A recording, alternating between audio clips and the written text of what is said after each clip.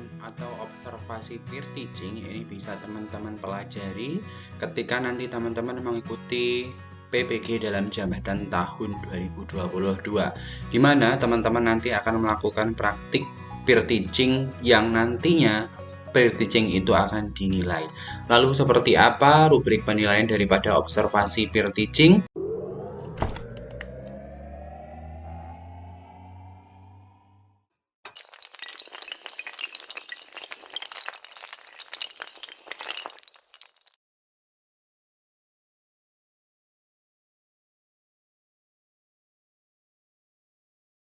Halo semuanya, Assalamualaikum warahmatullahi wabarakatuh.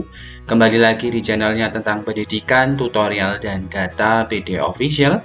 Kali ini PD Official akan membahas mengenai rubrik penilaian atau observasi pelaksanaan peer teaching untuk peserta PPG dalam jabatan tahun 2022. Namun sebelum saya jelaskan, bantu untuk mengembangkan PD Official dengan cara subscribe, like, komen, dan share.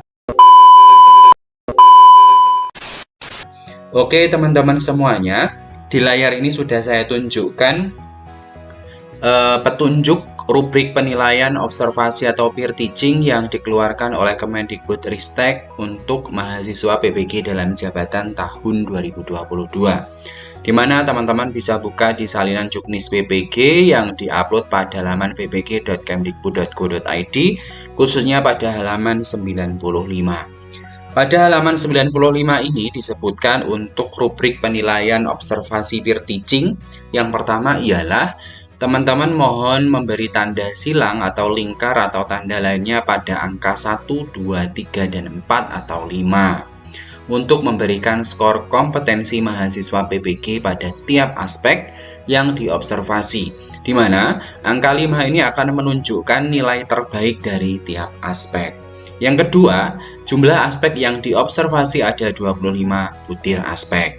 Pada aspek yang diobservasi butir ke-5 sampai 13, pilih salah satu dari model PBL atau PJBL. Nah, untuk poin yang ini teman-teman semuanya, untuk poin yang dari butir ke-13 sampai dengan butir ke-5 sampai 13, maksud saya ini pilih salah satu dari model PBL atau PJBL. Nah, mungkin teman-teman juga masih ingat di konten saya sebelumnya bahwasannya diharuskan teman-teman mahasiswa PPG dalam jabatan menggunakan model metode yaitu PBL dan PJBL.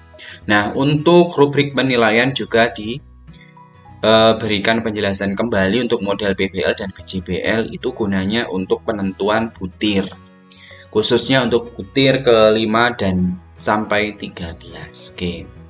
Untuk rubrik penilaiannya, di sini teman-teman di halaman 96 ini disertakan yang pertama ada nama mahasiswa, yang kedua sekolah, dan tanggal pelaksanaan peer teaching. Yang pertama ialah aspek yang diobservasi keterampilan membuka pelajaran, yaitu ada 1, 2, 3, 4, dan 5. Jadi di sini teman-teman ada 1, 2, 3, 4, dan 5. 5 ini nilai tertinggi, sedangkan terendahnya 1. Yang kedua, kedalaman dan keluasan materi termasuk tidak ada miskonsepsi. Ini silahkan di checklist. Jadi rubrik penilaian ini bisa digunakan oleh teman-teman sebagai panduan ketika melakukan peer teaching.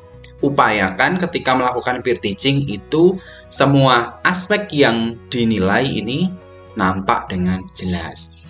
Kelengkapan materi, kebulatan konsep itu dinilai, kebenaran konsep ataupun prosedur juga dinilai. Nah, untuk poin 5 sampai dengan poin 13 ini disesuaikan. Apabila teman-teman menggunakan model PBL, maka PJBL nggak ada. Jika teman-teman menggunakan model PJBL, maka PBL tidak ada ya teman-teman semuanya. Oke, yang pertama, seumpamanya kita menggunakan model PBL, maka poin yang kelima itu bunyinya seperti ini. Kemampuan guru atau mahasiswa PPG menyiapkan mencermati masalah sebagai basis pembelajaran. Poin yang keenam, kemampuan guru menstimulasi siswa mengidentifikasi masalah.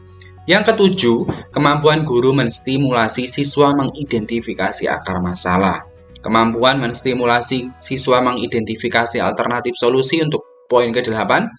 Poin yang ke-9, kemampuan guru menstimulasi siswa memilih atau memetakan solusi terbaik. Poin yang ke-10, kemampuan guru dalam mengarahkan atau membimbing siswa belajar merancang penyelidikan. Poin yang ke-11, kemampuan guru membimbing siswa melakukan penyelidikan. Poin yang ke-12, kemampuan guru membimbing siswa menyiapkan atau menyajikan temuan penyelidikan. Dan poin yang ke-13 ialah kemampuan guru membimbing siswa dalam melakukan analisis dan evaluasi proses pemecahan masalah. Jadi, poin 5 sampai 13 ini khusus untuk PBL, sedangkan yang di bawah juga ini khusus untuk PJBL. Jadi seperti itu ya teman-teman ya. Nah, sedangkan poin yang ke-14 ini berbeda lagi ya. Setiap model itu harus ada nomor 14 sampai dengan nomor 25 juga. Ini di skip ya, ini untuk PBL dan yang atas tadi untuk PJBL. Pilih salah satu teman-teman. Nah, poin yang ke-14, menerapkan pembelajaran yang mendidik dengan pendekatan teknologikal, pedagogikal, content, knowledge, berbasis platform revolusi industri 4.0. Poin yang ke-15, keterampilan memanfaatkan waktu, keterampilan mengorganisasi sumber belajar atau bahan ajar, keterampilan menggunakan media pembelajaran juga dinilai, volume serta intonasi suara juga dinilai, penggunaan bahasa yang baik dan benar, lisan dan tulis, kemampuan penggunaan komunikasi nonverbal, gesture, kesantunan berpakaian, santun maksud saya, berpenampilan, keterampilan melakukan penilaian proses, keterampilan melakukan penilaian hasil belajar berbasis HOTS, dan kemampuan memberikan penguatan, reinforcement, dan punishment.